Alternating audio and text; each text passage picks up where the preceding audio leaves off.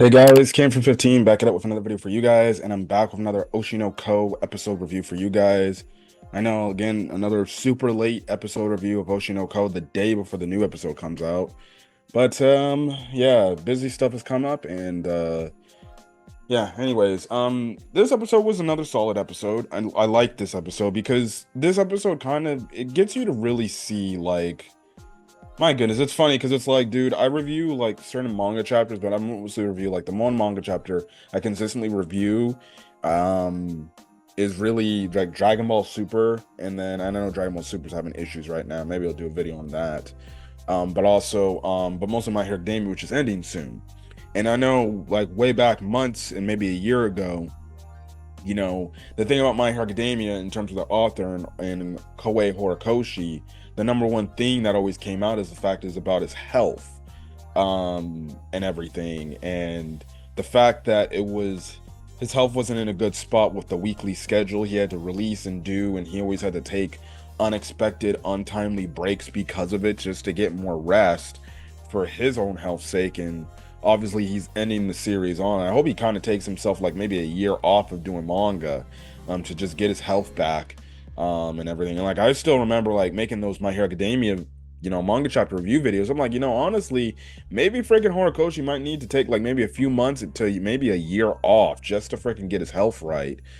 And you kind of see like in this episode, just the debilitating way and thing in terms of how a manga author can go through in terms of trying to produce a manga, but at the same time also trying maybe taking a little bit too much more on their plate. And this obviously adds in the fact that you kind of have it to where this manga author just wants everything perfect about the story that she made, and she wants to get her point across, and she wants her adaptation to be good and live up to the manga and not tarnish it essentially. And you can kind of see like, okay, you're running yourself into the ground and you're running yourself into bad health, and it's not making things better for you.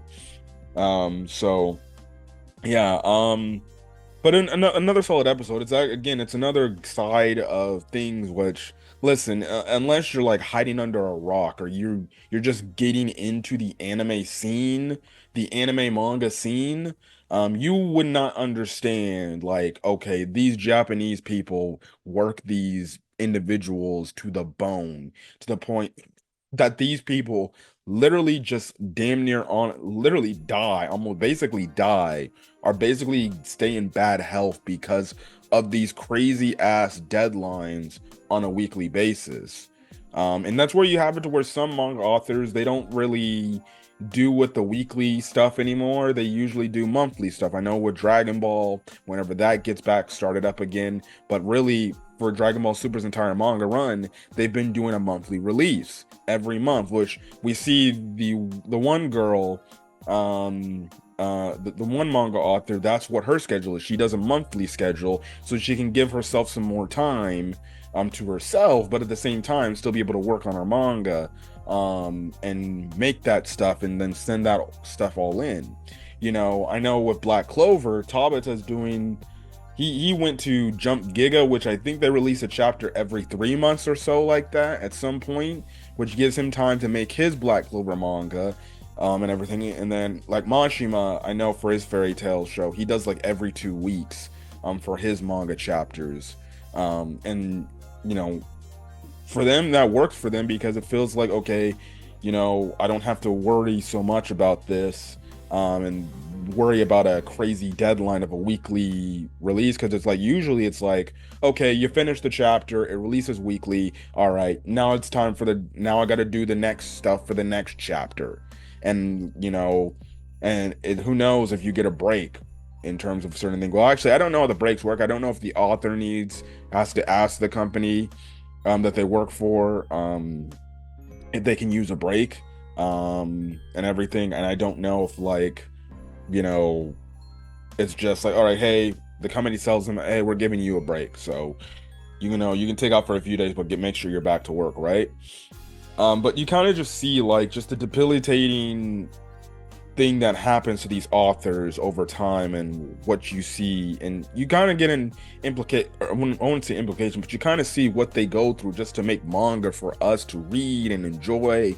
And then if you have a YouTube channel, be able to talk about it with other people online and everything. So that's the thing. Now we actually do see Ruby in this episode. It's funny because I was telling my friend, my co-host, the Red Wolf, like a week ago. I'm like, it's funny how this season of anime, we've been having a lot of sisters just pop out of the blue and just be, oh, this is like sister anime of the season. Like every anime I've watched so far has like some sort of adorable, some sort of cute sister that you may like simp for or something like that. And it's like I go to Oshi No Ko and I see no Ruby. I'm like, Ruby Hoshino is like probably one of the biggest sisters in this entire season, and we've barely seen him. Like, but we get from the jump, we actually see Ruby, and she's talking with her friends in school, and her friends are just like talking about like how all the types of people, famous people they've been in contact with and they're talking with, and Ruby's just like, oh well, I'm just a beginner in terms of doing my idol business, and I would like to be able to meet the type of people that you guys meet. And then she starts begging to Miyako, like, hey, when's the next freaking thing we can do to be able to do the next, like, play? But Miyako's like, listen, we can't do any idol stuff until Kana has time in her schedule after she's done acting and everything with the play that she's doing. But till then, that's the thing. And then that's when Kana obviously comes in and everything. And she's like, well, maybe we can get some stuff in because, right now the play is kind of on hold with everything that's been going on. So that's where we're kind of left off right then and there. And then you just have it to where Ruby's like, hey, where's my brother? And then Kana's just like, I don't really care. I don't care. But we know like Aqua was hanging out and was on like kind of a date with Akane. And he kind of gives good spirits about the fact that he actually enjoyed the play and everything. And then you just have it to where like one of the directors of the play that they're doing is like, yeah, I apologize for everything that's going on and the stuff that's taken on, but the author's just basically changing everything. And then they also talk about the fact, he also brings the fact like, yeah, they're gonna remove the main director guy about it. So that's when Aqua's group ends up going to the one manga author's place to be able to say like, hey, is there any way we can like make it to where like this dude does not lose his job? But the manga author basically plays off like, look, you can do what you want, but at the end of the day, it's like whatever, the main author of the manga that the play is adapting says like, hey, he's off the pro script. I can't really do much of anything. Like he's gonna be gone. So and that kind of sucks because it's like the dude did the best he could with what he was told to do. And again, this goes back to the whole communication. Like if the author wanted to be a little bit more hands-on in terms of wanting to help out in this thing, and helping the director out see the vision of how she wanted it to be, that's just you need better communication and everything. We kind of see how in this episode like the author isn't really communicative, like kind of keeps to themselves and is doing everything just by themselves, right? And it sucks to see a guy like him lose his job because he probably is a good job. He probably does a good amount of plays, and that's the thing. So, and then that just leads into the scene where you see the author of the girl that's been trying to change the entire play. You see how mentally it's draining because she's been pulled in many different directions. She's been taking on a huge important part of the script for the play, and then at the same time she has to worry about her own damn manga, which I think the other author makes a mention like, didn't you just miss your like your deadline? And that's why the author's like, yeah, that's why I'm doing it right now. And like she just in a dark room just working on it and everything, and you can see the bags in her eyes. You can tell like she barely getting any sleep, which I think they confirmed like she's barely gotten any sleep. And that's the thing. This is what I'm talking about. Like you have these authors work their asses off, and sometimes if they're behind on their like in terms of like certain aspects of the manga chapter they're creating, you have these people basically staying up and pulling up all-nighters maybe on a daily basis just to try to finish up everything. And the process is crazy because they got to do just the rough drafts, and then they got to do all the sketchings and stuff like that, and then obviously they got to do the fill-ins, of the full way it's supposed to look. And it's a timely process. I don't know so much into the manga process, but I know it's a very timely process.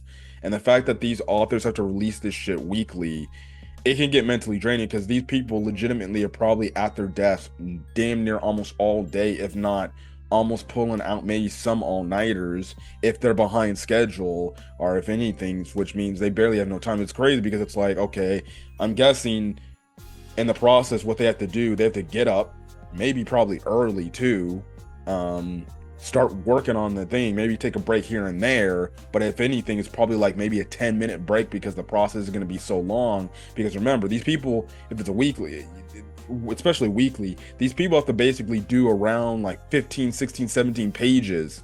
So and especially if it's like not a simplistic type anime or simplistic type manga that they're drawing, like it's a battle shonen or something like that, you got to put a lot of crazy detail. And the thing is, you just can't put detail in the characters, you got to put detail in the backgrounds and everything.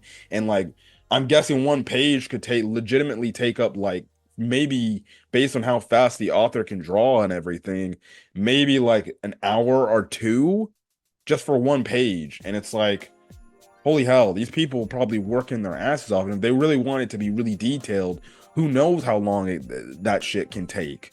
But you just have it to where you can tell, like, this manga author she's taking too much on her plate. Like, even the other author makes the mention, like, do you even have an editor?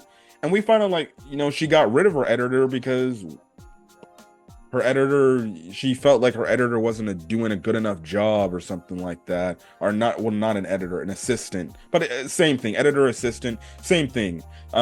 She felt like the assistant wasn't doing the damn job like she was conveying and everything. And it also leads into the fact, like, we kind of get her backstory of how she became a manga author, the fact that she looked up to the person, her other friend, her sensei, really, the person that taught her how to make manga and gave her the opportunity. And she brought up the fact, like, she became a huge hit. Her manga became a huge hit. In a weird way, she also kind of got a little bit egotistical because of it, and now she expects this perfect outcome and everything. Like, if it isn't perfect, well, then it's not going to be accepted, and she feels like, okay, there might be a drop in sales and everything. And that's very understandable. Like, for these manga authors, they just want to make sure they put the best product possible, if their manga hits, so then they can print more money, so then they can draw more and be able to have their fans enjoy and be appreciative and hear all the good feedback. So you're gonna maybe be a little bit envious, but I felt like she was being a little bit too indigenous or something, or just a little bit rude. Like, she even screams at her sensei, saying, like, you don't know shit and everything. And she brings the fact, like, listen, your show ruins your manga, essentially, or it tarnished your manga, what it was. And that was the show from the last season that Kana was on, I believe, something like that. I think it was the show that Kana, Akane, yeah, no, I think it was mostly Kana. I'll have to go back, it's been a while, but it was a show that Kana was on. I think it had Love Today or something, whatever. And you have it to where she ends up getting mad at the other manga. They're like, aren't you upset by this shit? Aren't you upset, like, the TV show didn't live up to what your manga did? Like, that's why I'm stepping in and doing this for the play, because I'm not trying to have my freaking reputation, my manga reputation, be downgraded due to a bad adaptation. And obviously the author's like, look, I understand that, but the number one thing I care about is your freaking health, and I do like the fact, like, she even helped her out with this, and they're arguing back and forth and everything, and eventually they finish it together so then they can meet the deadline, and everything. But it really goes to show you, like, just the craziness that these manga authors have to deal with on a weekly basis when it comes to making manga. Like, legitimately, like, what she was putting herself through, just trying to manage multiple tasks at one time, and on top of it, still having to do a weekly manga, trying to meet that deadline.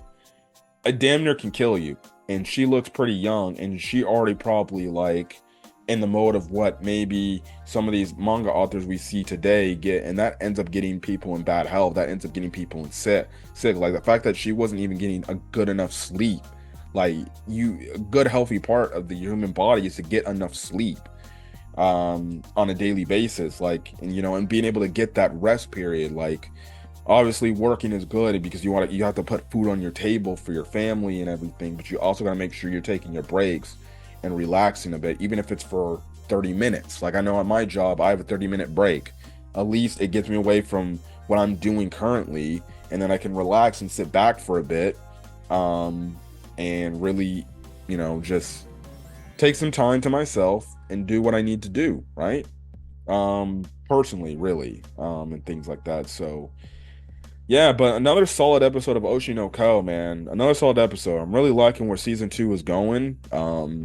And it's gonna be interesting to see if in tomorrow's episode, if this arc will be concluded so we can get on to the next arc and stuff like that. So anyways, I'm gonna get out of here. If you guys like the video, leave a like, put in the comment section your thoughts, and hit that subscribe button if you want to get more Oshi No content or Oshi No Ko content or any other anime content I upload to the channel. Till then, guys, stay safe out there and have a great rest of your day. Peace.